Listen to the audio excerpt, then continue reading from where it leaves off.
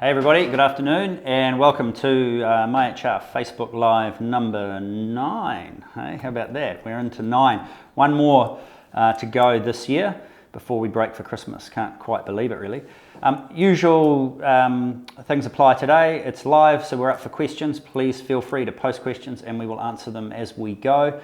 We are also recording it and we'll put this up on our YouTube channel and then share it through LinkedIn and Facebook. So jump on those platforms, like and follow us, and that way you get the updates. If you're watching this as a recording, you can still reach out and ask questions. All our contact details are on those various social media pages or on our website at myhr.co.nz. So engage with us, challenge us, ask questions. We're really into that sort of stuff. Today's session is on cashing out of annual leave. It's a very topical topic, and it's come up recently for us, and we've identified and been approached by or talked to a number of employers who seem quite confused about this particular part of the Holidays Act. So we've decided to zero in on this because we think it needs a bit of clarity. So I'm going to jump in, I'm going to explain what the law says about it, and then I actually have received a bunch of questions specifically about this topic. So I'm going to read through those because they are really nicely sort of formatted into the key things you need to watch out for in this piece of law. So I'll read those a bit later. So cashing out of annual leave. Let's firstly start with the Holidays Act. Now, if you've watched my Facebook Lives before, you'll know my views on the Holidays Act. It's not a very good piece of legislation. It's confusing. It's causing problems for employers all over the country. However, one thing about this Holidays Act that you need to remember and need to think about, because it's really the foundation of this piece of law, is that it has been designed and it explicitly states that holidays are for giving employees the opportunity for paid time off work for rest and recreation. It's a foundation principle. And the reason I want you to remember that is because that informs the views of this law when it comes to, or the rules of this law when it comes to cashing out of annual leave. So the law wants people to take a break, right? And that's a good thing because rested people are safer, they're happier, they're more productive. So this isn't a bad thing. This legislation, when it came into force in 2004, took away things like the old use it or lose it policies. So annual leave under the Holidays Act accrues forever and ever and ever.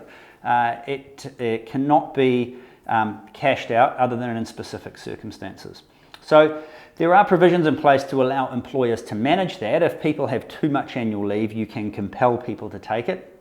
It's a whole different process and probably the subject of a future Facebook Live.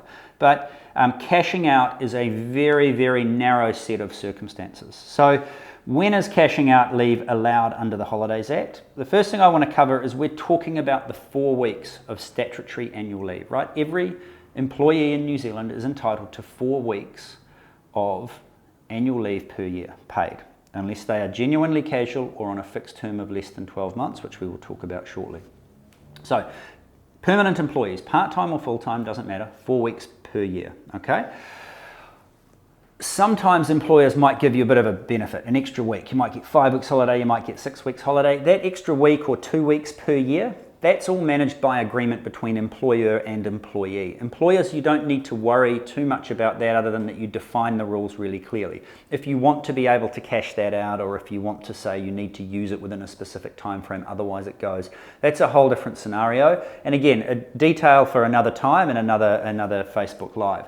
What we're talking about is those 4 weeks that you get under the Holidays Act. There are very few circumstances in which where you can cash out that leave. One is when a person leaves. They quit, resign, walk out, whatever it may be, abandon their employment, they are made redundant, they are dismissed. In all of these circumstances, they are still owed their holiday pay. Even if you dismiss them for something very serious, theft, fighting, that kind of thing, the holidays that they have accrued are still entitled to them. You may be able to make deductions from their final pay in certain circumstances, which may include deductions from that holiday pay. But again, the law has some really specific things to say about what a lawful or an unlawful deduction is. So that's situation number one, cashing out annual leave when they leave. The second is not really a cash out, but it is a pay-as-you-go leave entitlement. There's quite a bit of confusion around this, but if a person is genuinely casual, that is, they work on an intermittent as-required basis, you pay their hourly rate plus 8% loading on top of the hourly rate. Equally, if they're doing a fixed term employment agreement of less than a year, you can also choose to pay out the hourly rate and the 8% holiday pay as they go. It must be specified on the payslip as a separate payment from the base rate, and it must be on top of the base rate. So if you're paying the minimum wage of $16.50 to a casual, this does not include the 8% holiday loading. It's $16.50 plus 8%, which I did a little calc earlier, is about $1.32. So the casual will actually end up getting $16.50 plus $1.32, what's that, $17.82. Don't ask HR people to do maths, bad idea, but $17.82 minus their tax or KiwiSaver deductions if they're eligible. So that's cashing out pay as you go. The third scenario where you can cash out annual leave is Section 28A to 28E of the Holidays Act, which was an amendment a few years back, allows for the employer and the employee to agree to cash out 1 week of available leave per year. Only 1 week of that 4-week entitlement, right? So that can be done, but again, there are some really strict rules about when it can and cannot be done. So first of all, the employee makes the request, and the employee must make the request in writing. It's not a verbal request. You don't go up to your boss and go, hey man, can I have a week's leave? Boss goes, yeah, sure, right? Doesn't work that way. In writing. Email is fine. You don't have to formal letters and things, but write it in email. The employer does not have to agree. So the employee might ask to have 1 week of their available leave cashed out. The employer has to consider it in good faith, take time, think about it. You can't just dismiss it outright. But you can refuse. You can say, actually, no, I don't want to pay you a week of leave. I want you to take that as part of your holiday. And you don't even have to actually give a reason. The law very clearly says you don't have to provide a reason for refusing, but we kind of recommend you do, right? It's just part of an open, honest, transparent relationship. Like, be human. If you can't or you don't want to cash out the leave, just tell your people why. Equally, the employer cannot force the employee to cash out 1 week of leave, nor can they write it into the employment agreement and make it a fixed provision that you only get 3 weeks holiday and then you get a week paid out. That is not allowed. It must be a request by the employee in writing. The entitlement is up to 1 week, so it doesn't have to be a week. It could be 1 day. But as soon as you hit a week, you're at your max for that year. It must be from entitled leave. So as you remember from previous Facebooks about the Holidays Act, when you start work, you have accruing leave. So in your first year of employment, you don't have any available leave. You are accruing up to 4 weeks. Then in your second year, assuming you've taken no holidays, you have 4 weeks available and you have another bunch of leave accruing under there. So in your first year of employment, you cannot cash out 1 week because you have no available leave. It is only from that available portion, all right?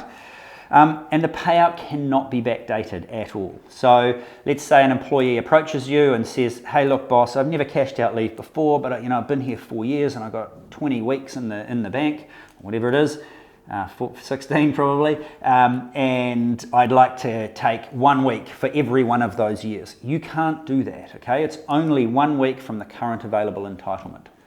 And that is it.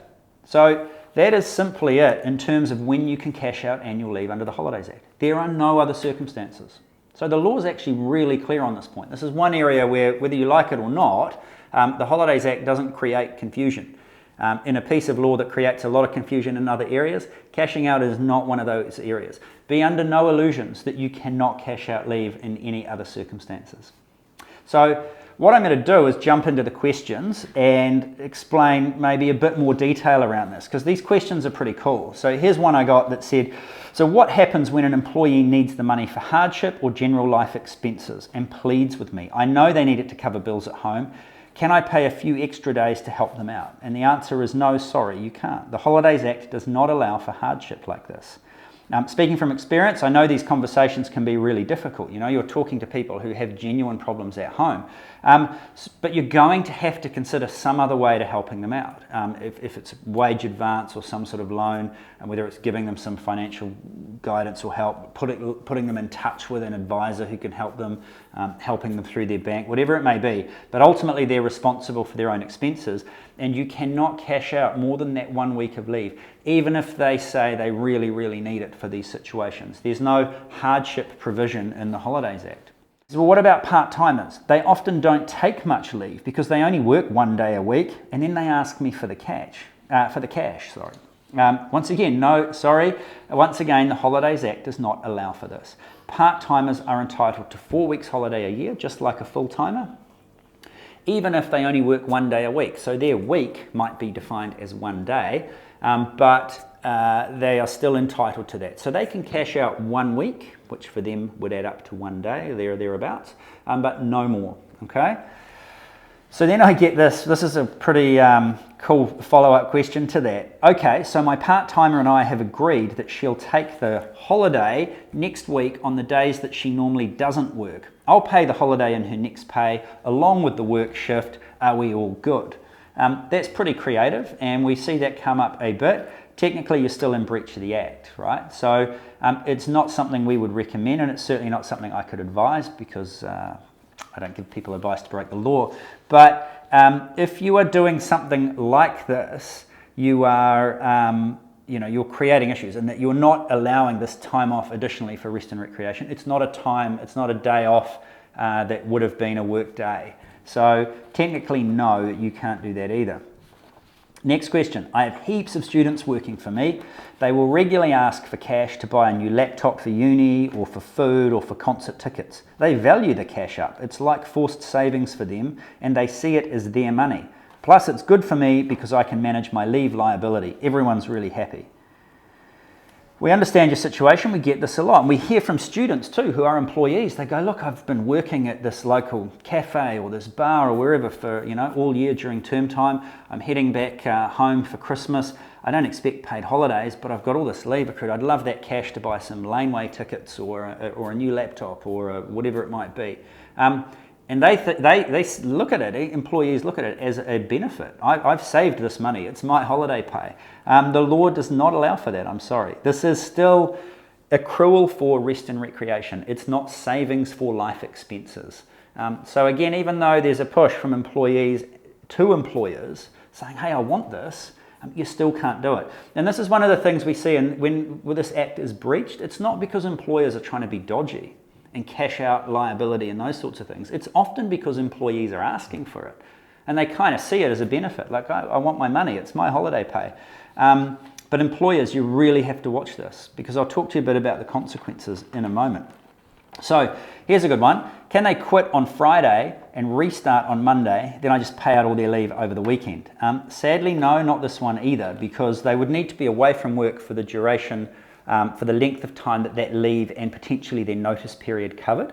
Don't forget also that when somebody quits and you pay out their notice period and their leave, if a public holiday falls within that time frame, you are also required to pay that public holiday. So if you did this scenario where they quit Friday, came back Monday, cashed out all their leave, you'd need to include any public holidays that fell in that time. They'd be back working for you. They'd be entitled to that public holiday when it came around again. So you'd be double paying a public holiday entitlement, and not only that, you're in breach of the legislation. So no, they can't do that. I'm sorry.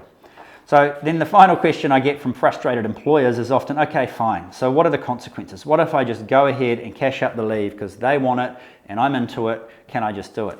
Consequences are pretty clear. If you're caught, in terms of being caught, that might be through a labour inspector audit. It might be if an employee raises a dispute, if the relationship falls apart and they file a grievance.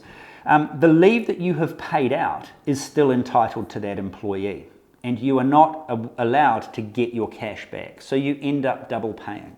So if you pay somebody out 4 weeks, it's found to be an illegal cash out, they get that 4 weeks of leave back. And they can take it as paid leave, or they can quit and get it paid out to them. So your 4-week cash out has now doubled. You're effectively paying 8 weeks.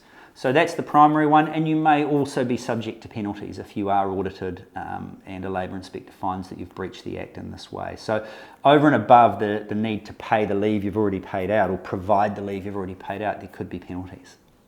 So not a good idea, but it often comes up. And the challenge for employers, and I get this, is you're often in a really tricky situation between the law and between your employee wishes. And a lot of employers want to do the right thing. They want to help out their staff, they want to hook them up. And part-time is a classic. They're like, dude, I don't need any time off. You know, I got 10 days of leave in there and that adds up to $700 or whatever it is. I really want that money, you know, I need it. You just can't cash it out. It's a strict provision of the legislation. So I hope that helps.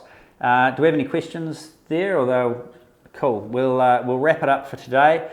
December, we're probably going to look at the topical issue of Christmas parties and things like that. So thanks for tuning in, or thanks for watching later. I'll see you next time.